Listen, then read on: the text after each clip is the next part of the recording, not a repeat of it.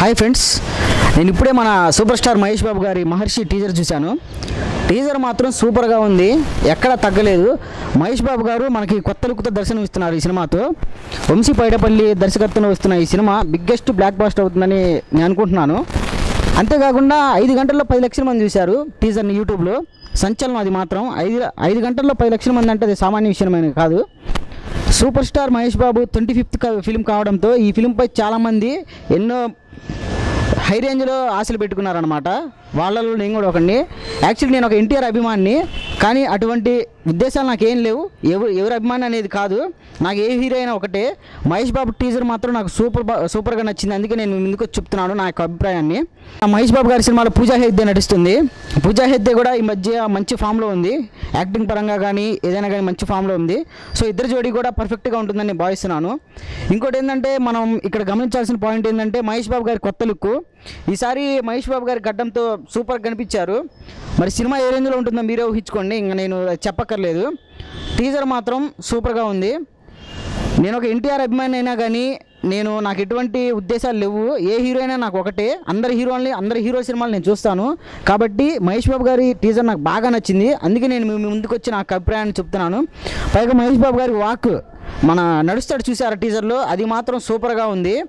ఆ నడిచేటప్పుడు ఆయన ఇచ్చే రియాక్షన్లు కానీ ఆయన ఫేస్ ఎక్స్ప్రెషన్స్ కానీ చూడడానికి సూపర్గా ఉన్నాయి. ఇంతకంటే చెప్పడానికి ఏం లేదు. టీజర్లోనే ఎంత ఉందంటే ఇంకా మనం ట్రైలర్ వచ్చేదాకా ఆగాల్సిందే, తప్పదు. అంతేకాకుండా మీరు ఇంకోటి గమనించాల్సింది ఏంటంటే మహర్షి అనే సినిమా టైటిల్ అసలు మనకి ఆలోచనలకి అందట్లేదు. సినిమా ఎలా ఉంటుంది, స్టోరీ ఏంది అనేది మనం ఊహించడం కూడా చాలా కష్టమే. ఎందుకంటే ఆ టైటిల్ అలాగుంది. టైటిల్కి తగ్గట్టు మహేష్ బాబు గారి గెటప్ కానీ, వంశీ పైడిపల్లి గారి దర్శకత్వం, పూజా హెగ్డే హీరోయిన్, వీటన్నిటి చూస్తుంటే సినిమా బెస్ట్ బ్లాక్ బాస్టర్ అవుతుందని నేను చెప్తున్నాను. ఈరోజు మహేష్ బాబు గారు పుట్టినరోజు సందర్భంగా టీజర్ వదిలారు. మహేష్ బాబు ఫ్యాన్స్కి అలాగే మిగతా హీరోలందరి ఫ్యాన్స్కి కూడా ఇది ఒక శుభవార్త లాంటిది. నేను టీజర్ ఇప్పటికే చాలాసార్లు చూశాను, నాకు అంత బాగా నచ్చింది టీజరు.